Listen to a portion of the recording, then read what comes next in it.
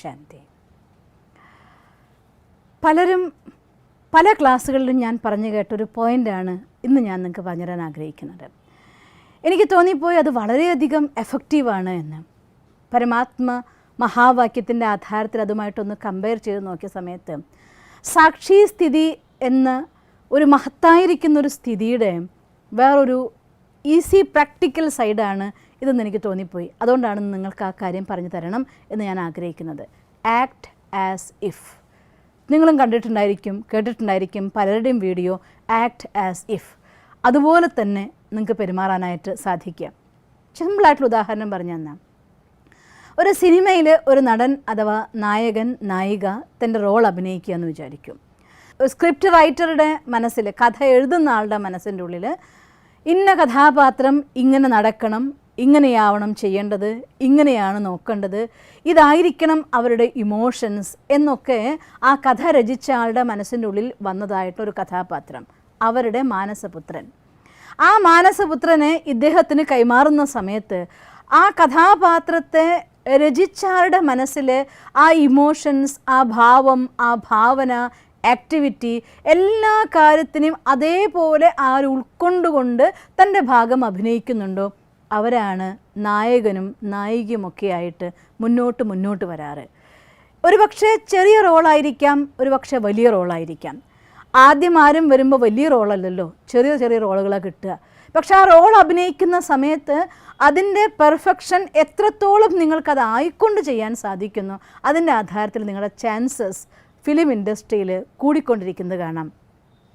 ഒരു കൊച്ചു കാര്യത്തിന് ഒരിക്കലും കൊച്ചു കാര്യമെന്ന് മാനിക്കാതെ അതിൻ്റെ ഡ്യൂ റെസ്പെക്റ്റോട് കൂടിക്കൊണ്ട് തന്നെ അതിന് കൊടുക്കേണ്ട അതേ അളവിൽ ആദരവ് കൊടുത്തുകൊണ്ട് തന്നെ തൻ്റെ കർമ്മം ചെയ്യുന്ന ഒരു നടനെ സംബന്ധിച്ചിടത്തോളം അവൻ്റെ ജീവിതത്തിലെ എല്ലാ കാലത്തും ചാൻസസ് ആണ്.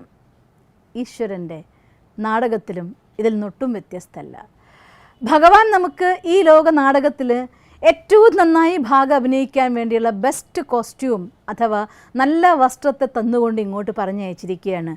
ഒന്നുകിൽ സ്ത്രീയുടെ ശരീരമാവാം അഥവാ പുരുഷൻ്റെ ശരീരമാവാം. ഈ ശരീരമെന്ന വസ്ത്രം ഉപയോഗിച്ച് ഈ ലോക നാടകത്തിൽ അഭിനയിക്കുന്ന അഭിനേതാവ്, ഒരു നടൻ ഞാൻ അഭിനയിക്കുകയാണ് എന്ന് മറന്നുകൊണ്ട് അതാണ് സത്യം എന്ന് വിചാരിക്കുന്ന ഒരവസ്ഥയിൽ വന്നാൽ അതോടുകൂടി അദ്ദേഹത്തിൻ്റെ ഇൻഡസ്ട്രിയിലെ റോൾ അവിടെ അവസാനിക്കും. നമ്മൾ പറയും പാവം ഭ്രാന്തായി പോയി എന്ന് പറയും നമ്മൾ. പക്ഷേ ഇവിടെയും മനുഷ്യന്മാരുടെ അവസ്ഥ ഒന്ന് ആലോചിച്ച് നോക്കിയേ. നമ്മളൊക്കെ 4 നാളേക്ക് വേണ്ടി ഈ ഭൂമിയിലേക്ക് വന്നവർ. എത്ര ദിവസം ഈ ദേഹത്തിലുണ്ടാകും എന്ന് യാതൊരു ഗ്യാരണ്ടിയുമില്ല. എന്തൊക്കെ ഈ ലോകത്തിൽ നേടിയെടുക്കും എന്നത് നമുക്ക് നമ്മൾ വിഷ്വലൈസ് ചെയ്യാം, എനർജി ചാർജ് ചെയ്യാം. പക്ഷേ ആ നേടിയെടുക്കാനുള്ളതായിട്ടുള്ള യാത്രയിൽ ലാസ്റ്റ് മൊമെൻ്റ് വരെ നിങ്ങൾ ആഗ്രഹിക്കുന്ന തലം വരെ എത്തുമെന്ന് പോലും നമുക്കറിയില്ല. അതിലിടയിൽ വിളി വന്ന അന്ന് തിരിച്ചു പോകേണ്ടവർ. ആ യാത്രയിൽ മുന്നോട്ട് പോകുമ്പോൾ ഇന്ന് എൻ്റെ ദിവസം അവസാനിക്കുന്നു എന്നറിയുന്ന ഒരാൾ എങ്ങനെ പെരുമാറുന്നോ അതുപോലെ ഒരു നടനായിക്കൊണ്ട് ഇതെൻ്റെ ജീവിതത്തിൽ ഒരാൾ ദേഷ്യപ്പെടുകയാണ് നമ്മുടെ അടുത്ത്. ഉദാഹരണം പറയുകയാണെങ്കിൽ, ദേഷ്യപ്പെടുമ്പോൾ ഡയറക്ടർ നമുക്ക് തന്നിട്ടുള്ള ഗൈഡൻസ്, നിങ്ങൾ തിരിച്ച് ദേഷ്യപ്പെടേണ്ട. അവർ ദേഷ്യപ്പെടുന്ന സമയത്ത് നിങ്ങൾ ശാന്തിയുടെ സൈലൻസിൻ്റെ വൈബ്രേഷൻ കൊടുക്കാനാണ് നിങ്ങളുടെ അടുത്തൊരു സിനിമയിൽ, സീരിയലിൽ അഥവാ അഭിനയിക്കാൻ പറഞ്ഞതെങ്കിൽ അയാൾ എന്തൊക്കെ വാക്ക് പറയുമ്പോഴും നമ്മൾ പർപ്പസ്ഫുള്ളി വളരെ സന്തോഷത്തോട് കൂടിയിട്ട് അവർക്ക് വൈബ്രേഷൻ കൊടുക്കുന്ന ഒരു ഫേസും ആ ഒരു ആക്ടിവിറ്റി നമ്മൾ ചെയ്യും. ബിക്കോസ് നാടകമാണ് എന്ന് ബോധ്യമുള്ളത് കൊണ്ടാണ്. ആ ബോധ്യം നമ്മുടെ ജീവിതത്തെക്കുറിച്ചില്ലാത്തത് കൊണ്ടാണ് സാഹചര്യങ്ങൾ നമ്മൾ റിയാക്റ്റീവായി പോകുന്നതും. എനിക്ക് എൻ്റെ ക്രോധം കൺട്രോൾ ചെയ്യാൻ സാധിക്കുന്നില്ല, ഞാൻ നെഗറ്റീവായിട്ട് പ്രതികരിച്ചു പോവുകയാണ്, എനിക്കെൻ്റെ നെഗറ്റീവ് തോട്ട്സിനെ കൺട്രോൾ ചെയ്യാൻ സാധിക്കുന്നില്ല.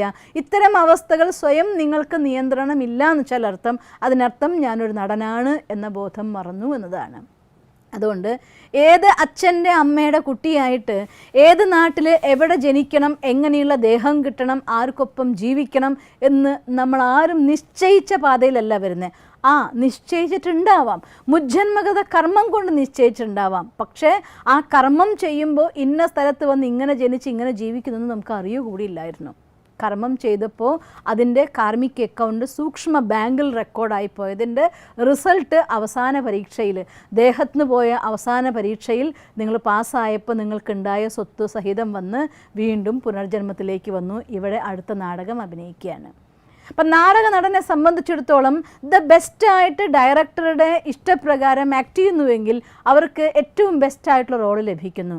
ഈ ജീവിതത്തിന് നാടകത്തിലും ഈ രചയിതാവായിരിക്കുന്ന ഭഗവാന്റെ ഇച്ഛ എന്നും നന്മ ചെയ്യാനും നന്മയെ പ്രതിഫലിപ്പിക്കാനും നന്മയെ പ്രസരിപ്പിക്കാനും വേണ്ടിയുള്ളതാണ് മനുഷ്യൻ്റെ ജീവിതം എന്നാണ്. മോശമായി പെരുമാറുന്ന ആളുകളിൽ ഞാൻ ജീവിക്കുന്നു, എൻ്റെ അടുത്ത് ഇങ്ങനെയൊക്കെ ചെയ്യുന്ന ആളുകളിൽ ഞാൻ ജീവിക്കുന്നു, അതെന്നെ ബാധിക്കുന്നു, ഇങ്ങനെയുള്ള കൂട്ടത്തിൽ ഞാൻ കഴിയുന്നു, അതെന്നെ ബാധിക്കുന്നു.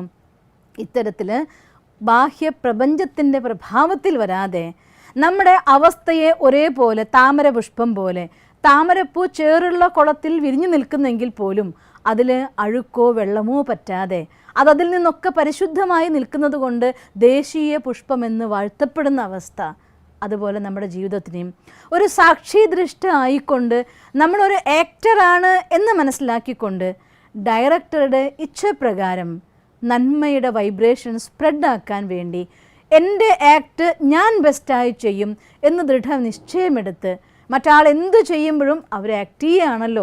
എങ്ങനെയാണോ ഒരു സിനിമാ ഹാളിൽ ഏറ്റവും നല്ല ഇടി നടക്കുന്ന സ്റ്റണ്ട് സീൻ കാണാൻ വേണ്ടി പൈസ കൊടുത്തു പോയിരിക്കുകയാണ്, ജീവിതത്തിൻ്റെ നാടകത്തിൽ ഒരു സ്റ്റണ്ട് സീൻ വരുമ്പോൾ ഇടയിൽ കയറി ഇടി കൊണ്ട് വീഴുകയാണ്. അതുകൊണ്ട് ജീവിതത്തിൽ സംഘർഷങ്ങളാകുന്ന സ്റ്റണ്ട് സീനുകളിൽ ഇടയിൽ ഇടി കൊണ്ട് വീഴാതിരിക്കാൻ വേണ്ടി ഒരു സാക്ഷിയായി ജീവിതത്തിൻ്റെ എല്ലാ ദൃശ്യവും കാണാനുള്ളതായിട്ടുള്ള ആ അഭ്യാസം, അതാണ് യഥാർത്ഥത്തിൽ ആക്ട് ആസ് ഇഫ് എന്ന് പറയുന്നത്. ഏതുപോലെ പ്രവർത്തിക്കണം, ഞാൻ എന്താണോ അതുപോലെ എനിക്ക് പ്രവർത്തിക്കാൻ പറ്റണം. ഞാൻ എന്ന് പറയുന്നത് ഒറിജിനലായിരിക്കുന്ന എൻ്റെ വ്യക്തിത്വത്തിൻ്റെ ഉള്ളിൽ നിങ്ങളൊന്ന് ആലോചിച്ച് നോക്കിയേ, ദാഹിക്കുമ്പോൾ വെള്ളത്തിന് പകരം മറ്റെന്ത് കുടിച്ചാലും ഇവിടെ ദാഹം തീരുന്നില്ല. എന്താ റീസൺ എന്നറിയോ? ഈ ദേഹം ഉണ്ടാക്കിയിരിക്കുന്നത് പഞ്ചഭൂതങ്ങൾ കൊണ്ടാണ്. ശരീരത്തിലെ ജലാംശം നഷ്ടമാകുന്ന പ്രക്രിയയുടെ പേരാണ് ദാഹം. അതിന് എത്ര വെള്ളം വേണം? No limit.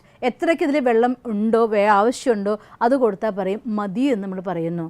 അതുപോലെ ആന്തരികമായിരിക്കുന്ന സുഖം നമ്മൾ അനുഭവിക്കുന്നത് ഈ വാല്യൂസിൻ്റെ കൊടുക്കൽ വാങ്ങലിലാണ്, സ്നേഹം പങ്കുവെക്കുമ്പോഴാണ്, ശാന്തി മറ്റൊരാൾക്ക് ദാനം ചെയ്യുമ്പോഴാണ്, അഥവാ നമ്മുടെ കർമ്മത്തിലൂടെ പ്രകടിപ്പിക്കുമ്പോഴാണ്.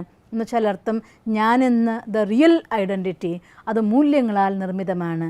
അതുകൊണ്ട് മൂല്യങ്ങളുടെ ആധാരത്തിൽ കർമ്മം ചെയ്യുക എന്നുള്ളതാണ് നമ്മുടെ ഡയറക്ടറുടെ ഇഷ്ടം. ഡയറക്ടറുടെ ഇച്ഛയനുസരിച്ച് തൻ്റെ കർമ്മത്തെ മൂല്യങ്ങളുടെ ആധാരത്തിലൂടെ നന്മയെ ആധാരമാക്കിക്കൊണ്ട് മുന്നോട്ട് പോകുന്ന ഒരാളുണ്ടെങ്കിൽ അവർക്ക് തീർച്ചയായിട്ടും ദ ബെസ്റ്റ് അവാർഡ്, ജീവിതത്തിൻ്റെ ബെസ്റ്റ് അവാർഡ് എന്താണ്? ഹാപ്പിനെസ്, സാറ്റിസ്ഫാക്ഷൻ, സംതൃപ്തി. ഇത് നമുക്ക് ജീവിതത്തിൻ്റെ വരദാനായിട്ട് കിട്ടും. അതുകൊണ്ട് സന്തോഷമായി ജീവിക്കാനുള്ള ഏറ്റവും നല്ല മെത്തേഡാണ് നമ്മളെ ഒരു സാക്ഷിയായി കാണുക.